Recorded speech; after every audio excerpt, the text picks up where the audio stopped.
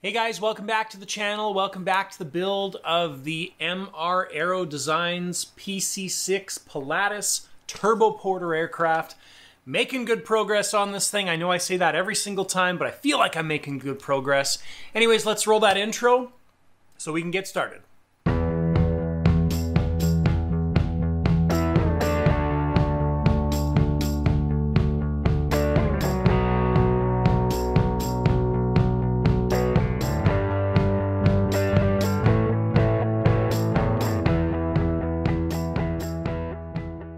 Alright guys, last episode we got a whole bunch of random kind of stuff done, and that's really what this episode's going to be about as well too.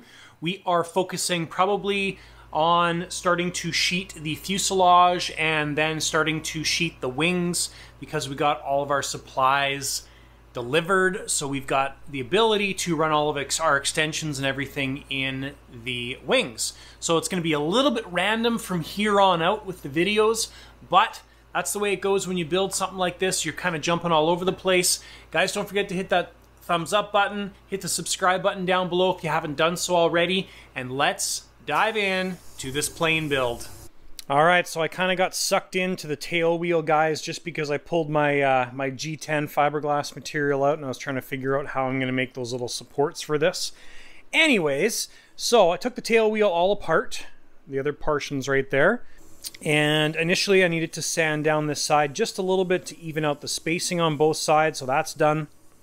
But when we put the fiberglass material on here, it's quite rigid with the stuff that we're going to use to make it. So what we need to do is we can't have this bend like this if we want to make there's a kind of a scale piece that goes in this area, and I'm going to make that out of G10 material. So what I did was I just spot glued this on with some CA.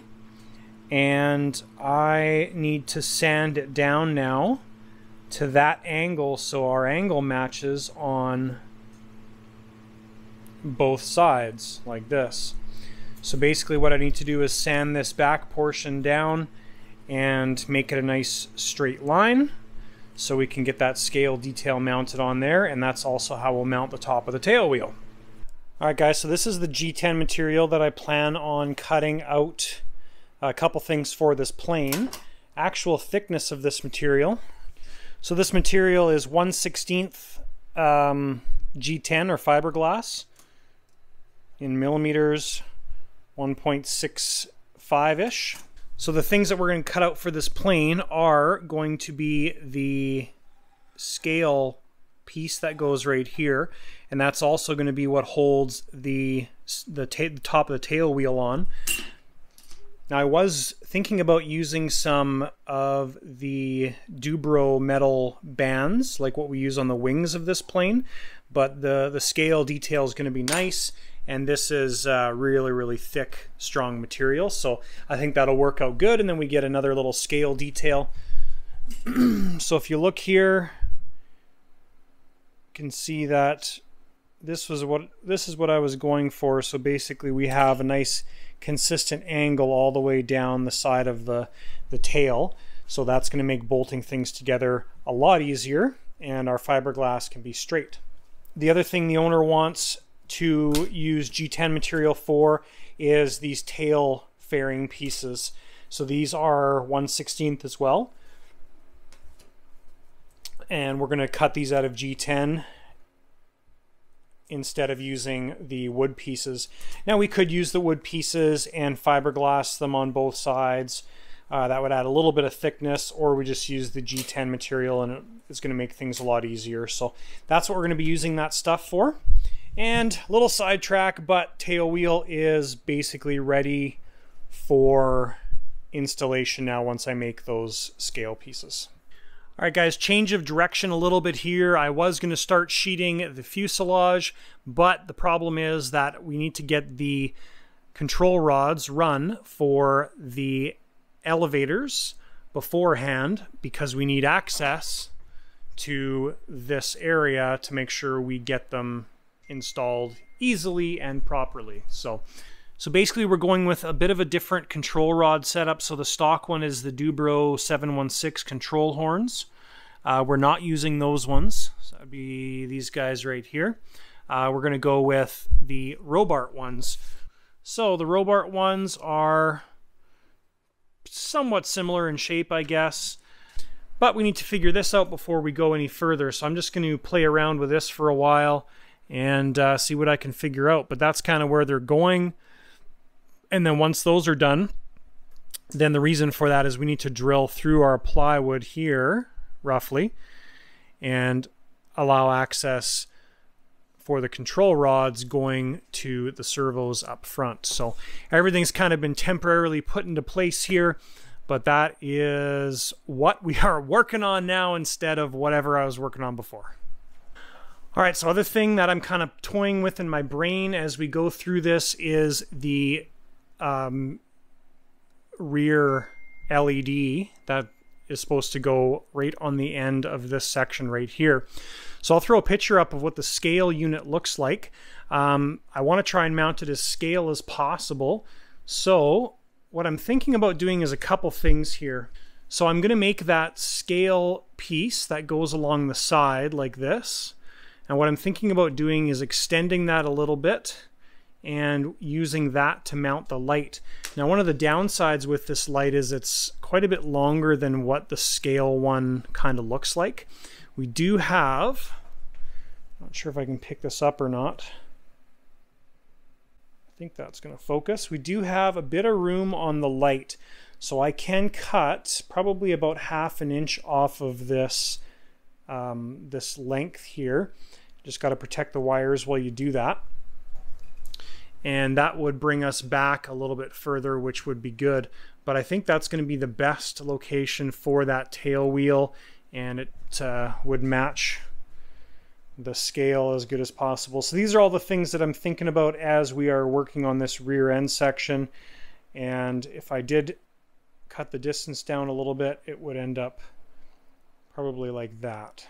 So anyways, guys, working on the control horns right now. All right, guys, progressing with the rear end here. Got the second elevator servo installed.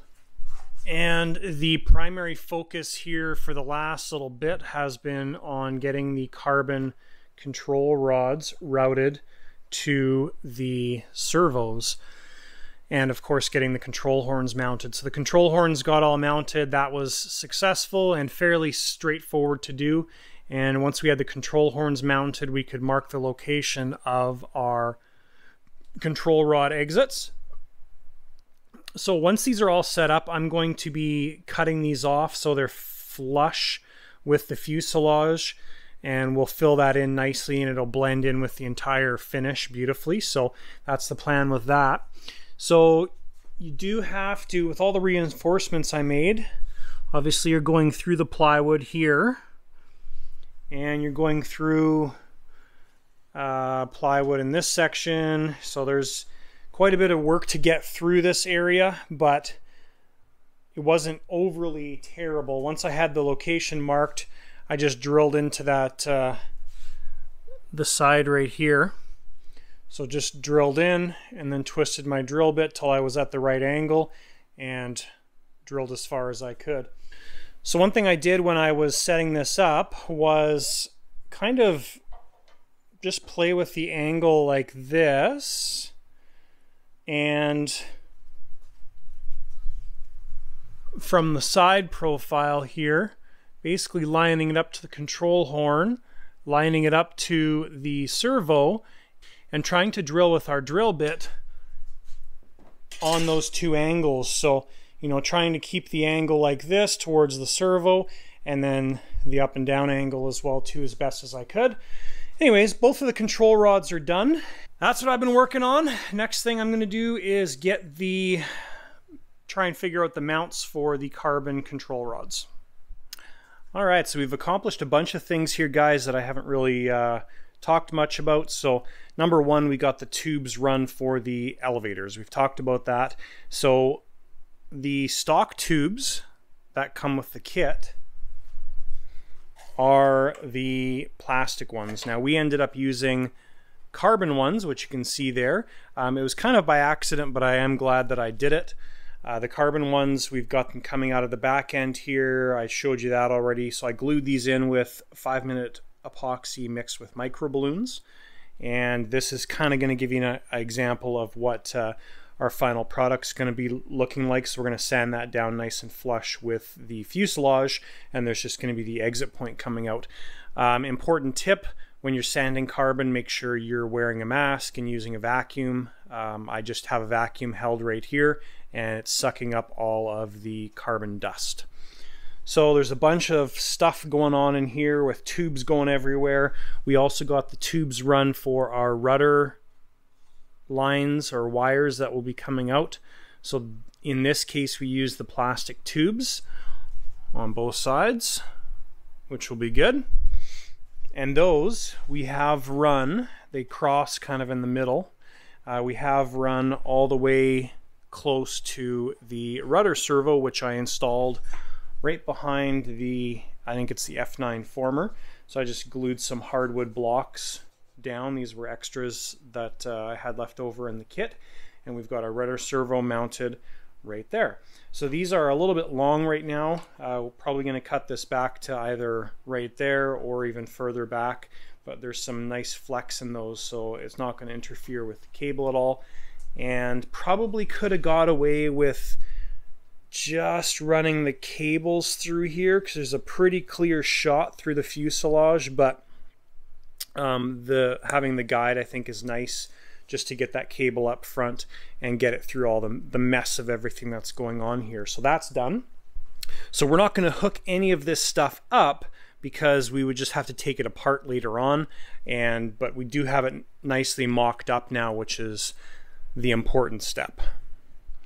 All right, so the carbon rods worked out just beautifully. So this is what I was talking about when I was saying sand it. So I just used my sander and sanded down both sides, and now we've got a beautiful exit point in the fuselage for the elevator control rods. So that worked out awesome. That's exactly what I was going for. And the other thing too is, I didn't talk about this yet, but I just put a piece of balsa across here with 2 holes in it. This made this entire area extremely stiff. So the balsa is just CA'd to the fuselage, and then when I mixed up that 5-minute epoxy with micro balloons, I put that in there. Not pretty, but again, it's going to be hidden, and worked out really well, and it's nice and stiff. So very, very happy with that. Now it's time to start sheeting the airframe. All right, guys, so this side here, the left side of the fuselage, is all prepped for receiving the edge piece. And this side I still have to deal with all the balsa sheeting. So the actual sheeting of the top side of the fuselage is done. Managed to get that done in basically 2 pieces. We still have to do some work in the rear end, but we have to put the vertical stab on first. So if you look at the side here, you can see it kind of looks like it's in 3 pieces, right? So basically you've got piece number 1 like this, piece number 2 that comes to this point, and then piece number 3 here in this front section. And if you look at the scale pictures, this ends up being a pretty hard angle, and then it opens up to be a little bit wider angle. I'll throw some pictures in here of what I'm talking about.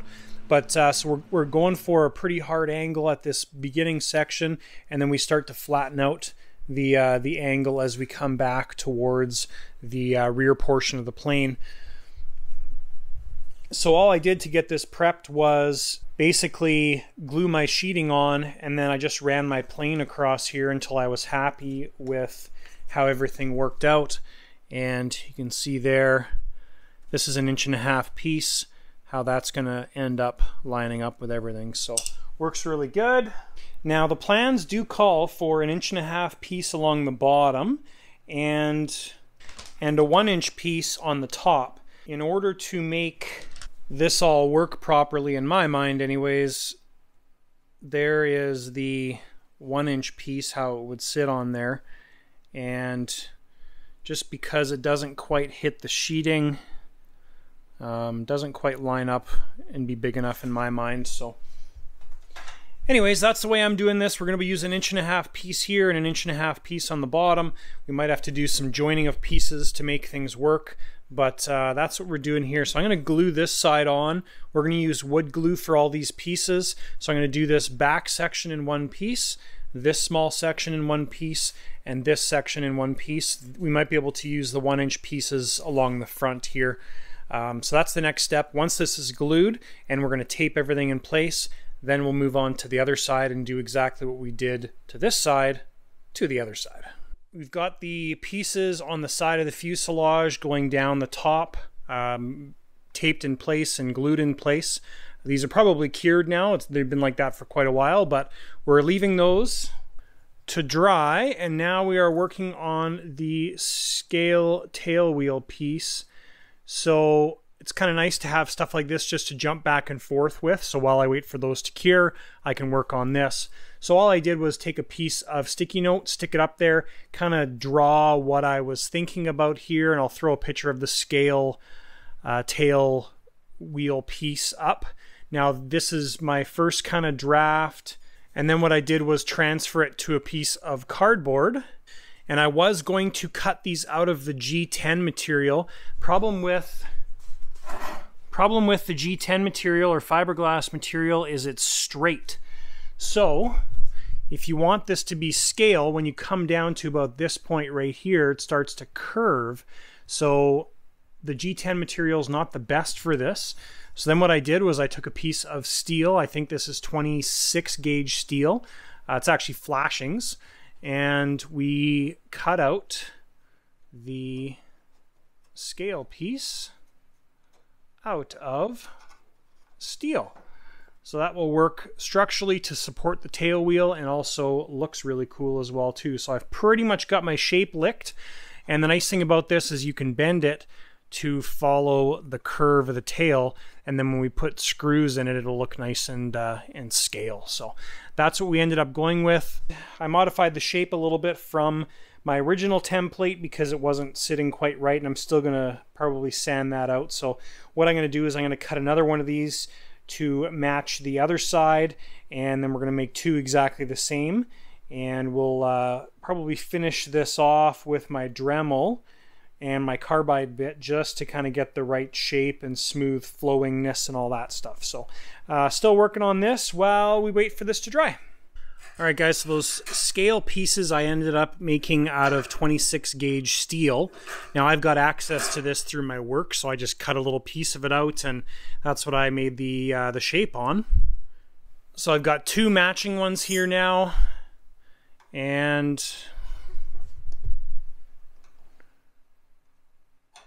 that kind of gives you an idea on what they're going to look like. Basically right there. So I use steel because that's what I had.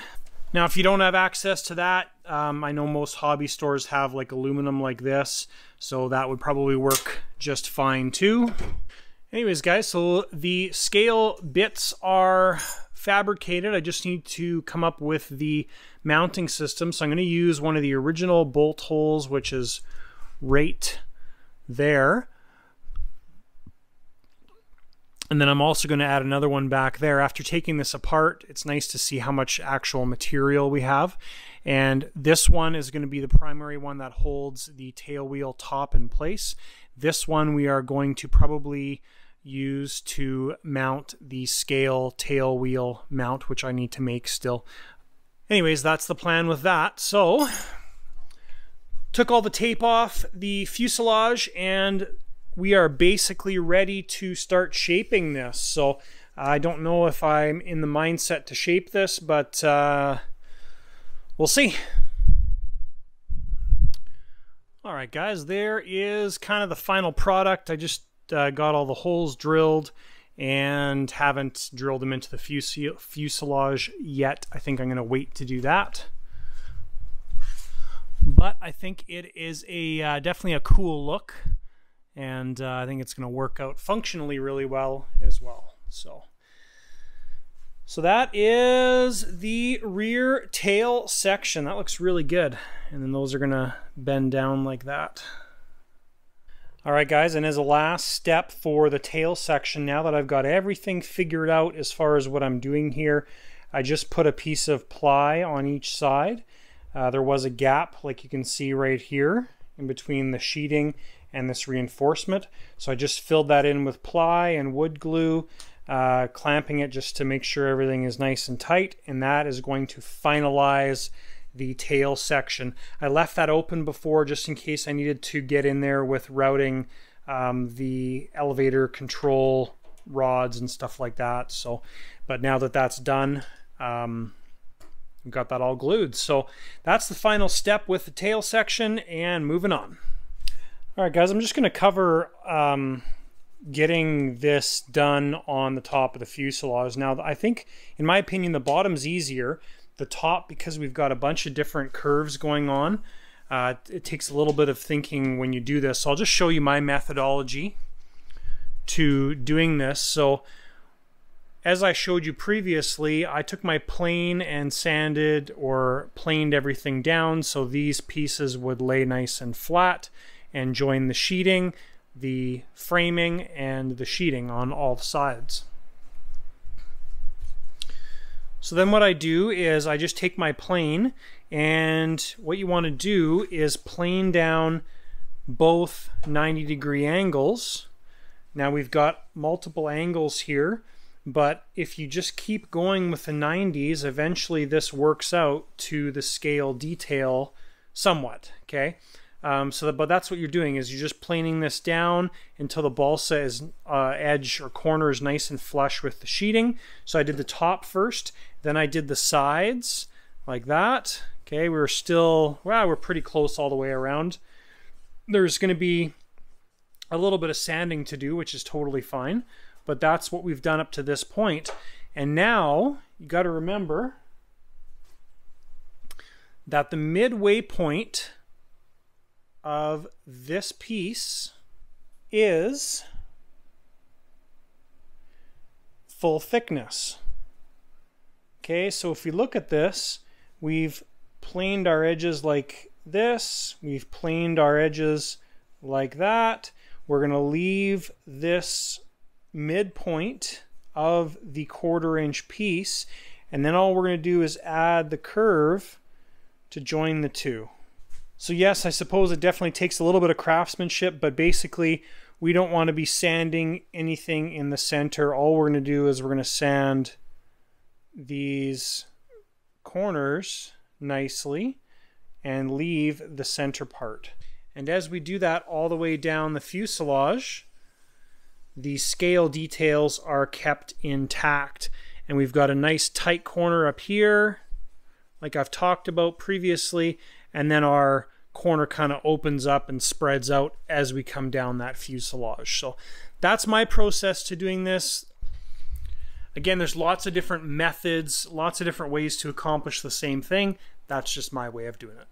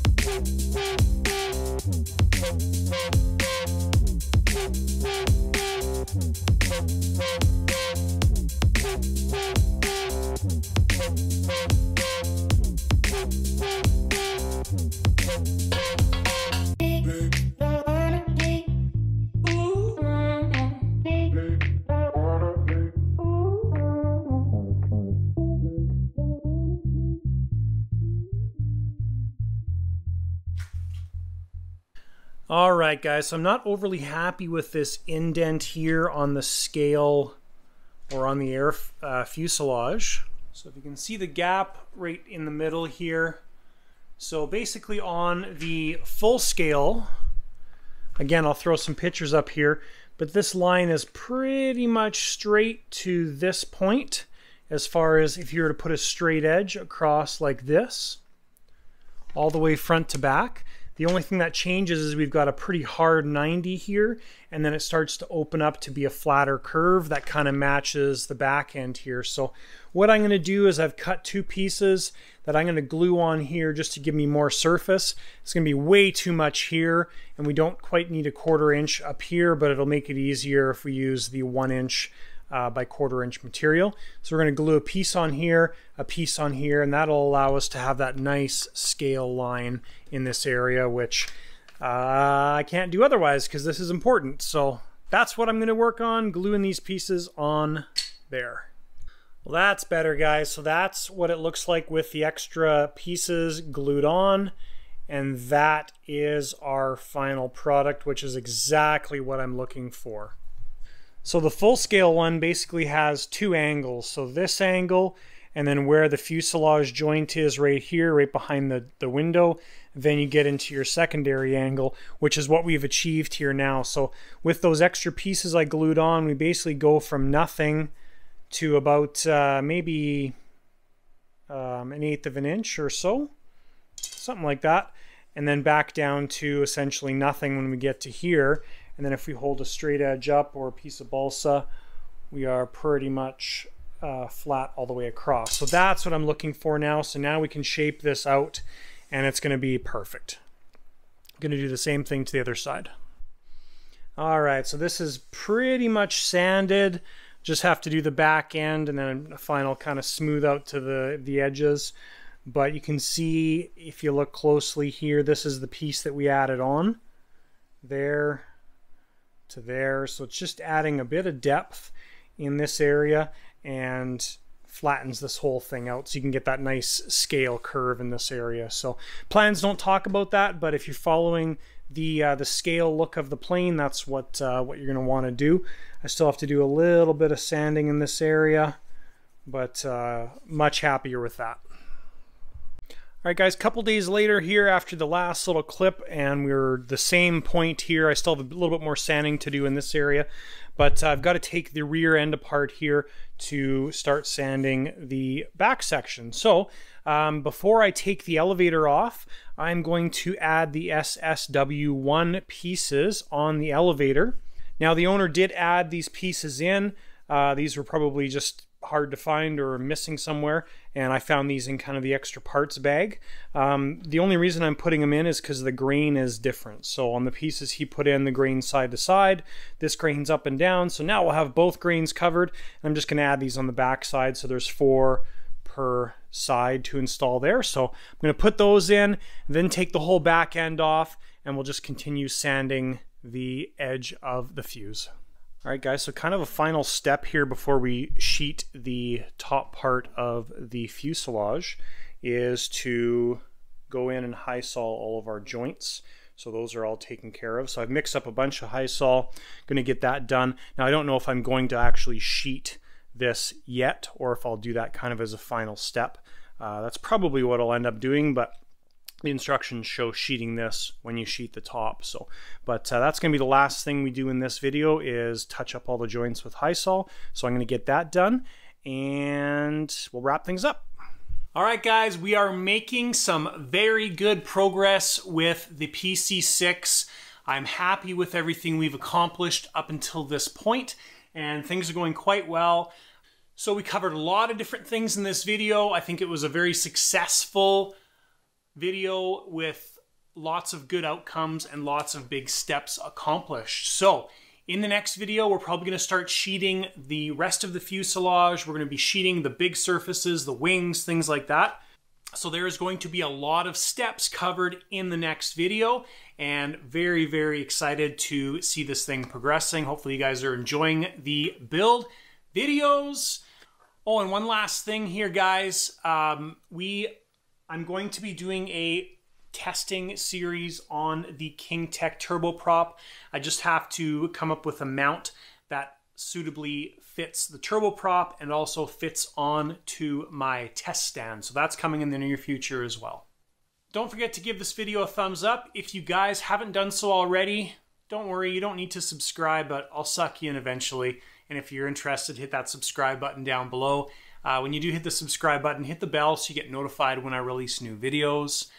That's it, guys, for this episode. If you have any questions or comments, list them down below. You can also reach out to me via email, thelightersideofrc@gmail.com. And also, if you guys have a second, check out the website, thelightersideofrc.com. There is some cool things coming in the very, very near future. So very excited about that. So thanks, guys, for tuning into the video, and we will see you in the next episode.